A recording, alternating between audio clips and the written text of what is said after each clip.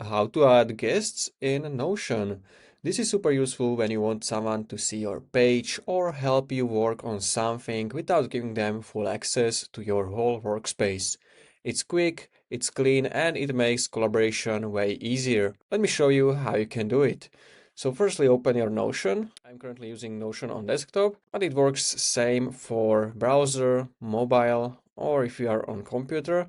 You just have to hover your mouse in top right corner on share, right? And from here, you simply want to type email of person you want to invite as a guest. And after you type the email, the most important thing is you want to click on this full access and this will open this drop down, and from here you can select the specific role for the person, so you can give him full access, so he can edit, he can suggest, he can comment and share, or he can only edit, only comment, or only he can view. So let's say I'm gonna do the view, so he can only view my page, and I'm gonna hit on invite, and now he just have to open his email.